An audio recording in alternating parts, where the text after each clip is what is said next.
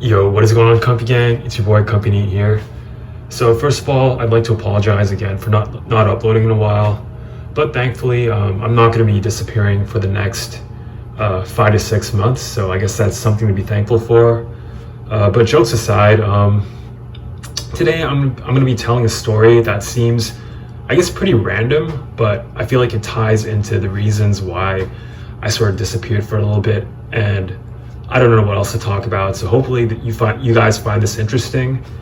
And it sort of is related to being a NEET, but not really, I guess. But I guess maybe it sort of represents, I don't know, something that every NEET might have gone through at some point in their lives. But anyways, yeah, today I'm going to be talking about how I failed getting my driver's license.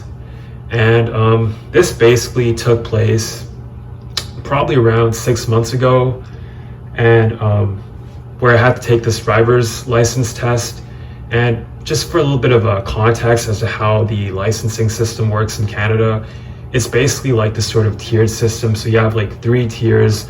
You have like a G1 license, a G2 license, and a G license. The G license being the I guess like the final license where you can basically drive wherever, whenever. And the other licenses having like different restrictions, like the G1 being where you have to drive under constant supervision, and the G2 being intermediate. And basically at this moment, I had the G2 license, and I was taking the test for the G license. And going into this test, there was a lot of, the stakes were pretty high, because during this time, I was actually overdue, meaning that my license had already expired. But the reason I was still able to take the test was because I had tried booking a test, I guess, a few months prior. But the COVID pandemic had already sort of happened. It had sort of reached like the peak of the first wave. And because of this, a lot of the test centers were either closed or had a massive sort of like backlog of people booking. So the closest available point in time was I guess several months later, which is basically like sometime around January or December, I forget. But the stakes were pretty high for me because my license was already expired. I wasn't sure whether I would be able to rebook the test again, because if I failed, then how it works is that I'd probably have to retake all the tests and wait several months in between the tests, because that's just how the system works here. And obviously it's pretty embarrassing, having a fucking beginner's license. Like, imagine having to fucking have your parents in the car with you just to go to the fucking grocery store. And if you get pulled over with a G1 license unsupervised, then you're probably gonna get, I don't know, massive fines, possibly jail time. I really have no idea, but it's definitely not good. So going into this test, I was pretty nervous, and it was supposed to be a blessing in disguise that the test was postponed because of COVID, because that should have given me ample opportunity to practice my driving skills, drive around the neighborhood, maybe ask for a little, once in a while. My parents would have definitely been willing to supervise me, like driving on the highway, because I think that's sort of like the restriction, the main restriction of the G2 license, being that you can't drive on the highways without supervision. I think I'm not too clear on the rules, but yeah, I'm pretty sure they would have been willing to do that for me, at least over the weekends maybe. But unfortunately, in fact, they would have wanted it, but unfortunately, given my current predicament, if that's what you could call it, or my overall just my lack of motivation and just laziness and addiction and all these sort of problems which I've talked about previously, well, guess how much practice I ended up doing? The answer being obviously jack shit. I pretty much didn't practice at all until the last week, where I asked my dad, and he was willing to help me practice driving on the highway, all that. It's not really that hard, to be honest. Like, I know how to drive, but it's just, yeah. But anyways, I practiced like a week, and I didn't really even practice that much overall. I just practiced parallel parking on some poor dude's parked car, which I thankfully didn't fucking scratch. And I also, yeah, I just fucking drove around the neighborhood nearby me. So yeah, I thought I had it in the bag because, you know, I was kind of confident. Like, I do get flustered in traffic situations, but overall, I don't know. I'm probably took it too lightly, to be honest. I thought I would just pass it like the first test. I didn't really think anything would have been different. But, you know, come test day, there's a lot of things that I sort of didn't take into account. The first being that, you know, when you've driven by yourself for a long time, or like when you've not taken the driver's test for a long time and you sort of drive by yourself, well, one thing you start to realize is that pretty much nobody follows the quote unquote rules of the road. Nobody drives how you're supposed to, as directed in the official government sanctioned driver's manual or driver's guide or whatever that they make you read just to pass the first like written test. Like, literally nobody drives at the speed limit. A lot of fucking people don't even fucking signal when they drive, and that sort of like bothers me. Even me, like being a shitty driver, it still bothers me. People like don't change lanes to avoid bikes and all sorts of shit. Like, everybody rolls stop signs. I roll stop signs. So does 90% of drivers. So when you actually have to take the driver's test, when we actually have to drive at the speed limit, it just becomes that much more anxiety provoking, and just takes a lot of cognitive resources just to manage that, because you're constantly, you know, paying attention to the speed limit. And when your default sort of way of driving is to automatically speed 10 to 20 kilometers over the speed limit, and sometimes 30 when you drive on the fast lane, then, you know, it's obviously going to be a bad time during the driver's test. And yeah, so that's another thing. You know, during the test, I was constantly just checking the speed limit, and in fact, going too slow a lot of times, and, you know, my steering was a little bit shaky, but that's because I was constantly checking the speedometer, and I did notice that I was a lot of times like 10 kilometers at least over the speed limit. And anyways, I'll get to what happened during the test, but yeah, so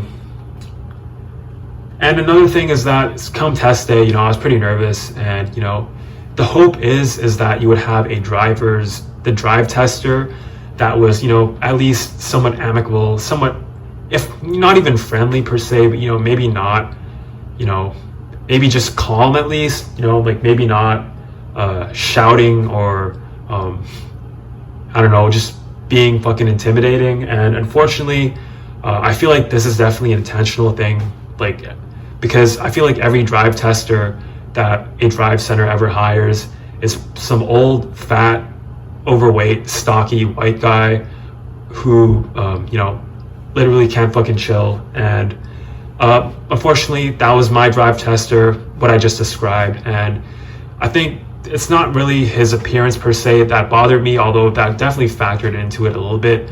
But it's just more the fact that this guy literally could not talk without, I don't know, sounding like, you know, some Nazi regime sergeant or some person who, I don't know, like he sounded like someone who should be like training recruits in the military, like a drill sergeant, just like literally like, my name is blah, blah, blah, blah, blah. You will abide by the laws and regulations, blah, blah, blah, blah, something. You will drive, you will something at all times. And it's like, holy fuck, like, this guy, like, literally, like, just right off the bat was already getting my nerves. Obviously, like, I'm kind of a massive fucking pussy, so that sort of is a part of it for sure. That definitely plays into it. But at the same time, like, this guy, like, definitely could, you know, take a few chill pills, could definitely, you know, I don't know, smoke some weed before the test or something. But he was unfortunately pretty abrasive, just his tone of voice. And so, yeah, this guy was literally like, I wouldn't say shouting directions at me, but it was like in between, like talking sternly and shouting. And he was like, at the next stop, you will turn left. Like, literally talking like this. And like, obviously that was on top of everything, on top of me like having to override all of my shitty driving habits. Not, I wouldn't say shitty, but just my quote unquote everyday driving habits, and you know, the high stakes of my license possibly being revoked and having to redo the entire thing over and over again. Well, I was definitely not on my best performance, and as a result of that, upon reviewing the sheet afterwards, well, I'll get into that, but kind of spoiled it already. But my steering was, I guess, kind of a little bit shaky, and I guess a lot of times I was going under the speed limit, but that's because I was overcompensating for not going over the speed limit. But what really I guess fucked things up for me was basically in this sort of like sequence of two different things, of these two different like driving, I guess, whatever, I don't know what the term is, but like activities. Basically, I pulled up to this intersection right underneath this bridge, and in this bridge at the intersection, there's basically two lights in the middle, right? And I know that the lights like on the far right are for everybody who is going straight or turning right, and I'm not really paying attention to the lights on the left. I'm just paying attention to the lights in the middle because I'm already just hyper focused, and you know, I'm the first car there, so it's not like I can follow the lead. Like, I'm the one who's essentially like directing traffic in a way, and I'm hyper focused on, you know, the light on the right side of the center, because I just assume that, you know, both lights are going to turn green, because both lights are I guess supposed to indicate like when the person on the left should turn. And so I'm hyper focused on the right side of it, and then I see it turn green, and I immediately, you know, let my my foot off of the gas, and I start to approach the line. And there's a little bit of space there, so it's not like I would have gone onto fucking traffic, and I probably would have put two and two together eventually, and, you know, hit the brakes once I realized that it wasn't my turn. But unfortunately, that was just, you know, the drive tester wasn't having it. Immediately yells at me to stop, and then he starts mouthing off at me about, you know, like, do you realize that, he's like literally talking like this. Like, this is when he actually shouts at me, like, do you realize that that's a red light? Like, do you do something? I forget what he fucking said, but it's just I don't know, like, whether these people sort of like maybe these people are just, you know, coping wages who hate their jobs, or they just, maybe they get some sort of sadistic satisfaction out of intimidating and yelling at people. I don't really know, to be honest. Like, but yeah, like, this guy is definitely not happy. So that immediately my heart sinks to the bottom of my chest, and I'm thinking, holy fuck, I probably failed this test. And but what gets worse is that once I make a left turn, it's immediately onto this highway, I guess, merging into this highway or freeway entrance. And the shitty part about the test day that day is that, you know, it just happened to be snowing, and, you know, there was snow in the windshield, and there was also snow on the road, and I don't think they put enough salt on the road, because there wasn't like a huge thick layer of slush, but there was like a little bit of slush on the highway road. And unfortunately, the line, I couldn't, you know, it was also like a pretty narrow road, so it was kind of hard to tell that there were two lanes. And at this point, my mind was just frenzied and experiencing, I guess, some amount of like sensory overload, maybe, because I don't know, I just felt like my brain was shutting down at that point. And, you know, my car was starting to drift a little bit to the right of the lane that I should have been in. And the moment this happens, he immediately fucking jerks my steering wheel, and it's just like fucking like, and it starts yelling at me again that, you know, that like, do you realize that there's a lane right there that you're crossing into? And just like fucking like yelling at me, and tells me that there's a car right behind me. And I checked the mirror, and I checked the mirror, and there is a car behind me on the lane that I was crossing into, but it's not like the car's in my blind spot. Like, this car is at least a good 10 to 15 meters behind, so it's not, and we're going at the same speed too, so it's not like I would have crashed into this car. It's just that I wasn't signaling, I guess, or something. But in his mind, like, that's, you know, another huge no-no. So yep, right then and there I knew I fucking failed the test, and I just was, I don't even fucking remember, to be honest, what happened after that. I just drove back. I probably made a whole bunch of other mistakes, but you know, at that point I didn't really give a shit anymore. But I was just kind of like dejected because I knew I fucking failed the test. And we pull in, eventually get back to the driver's test, you know, pull in. He's not saying anything. He's just like writing shit on his checkboard. And I'm just, his like clipboard, I mean, like ticking off, like checking off stuff. And I don't know, at that point I was just like, fuck, I failed. And we pull into the parking area, like the drive testing area. And he informs me that I haven't passed ministry standards. And you know, no thanks to him, obviously, for being a massive fucking, I don't know, what's the right term nowadays for people who have a stick up their ass? I don't know, to be honest, but yeah. Holy fuck. That is a fucking shit. So yeah, I failed. That's I guess essentially the story of how I failed the test, which brings me to why I was gone for the last 2 weeks. And that's because I was busy, you know, practicing to retake the test. For some reason, thankfully, they allowed me to rebook, and I had to take the test again. And I actually got the exact same fucking guy, and I don't know for certain, but I'm pretty sure, because this guy was talking the exact same way as the guy who did my last test. And I don't know if the voices are exactly the same, but I feel like they are, to be honest. So yeah, I'm pretty sure I got the same guy. And what happened in this test actually is that during the emergency, I guess, parking section of it, where you have to like pull the car to the side and, you know, signal and all that shit, and, you know, turn on the two flashing lights. I mean, all, you know, like the emergency lights.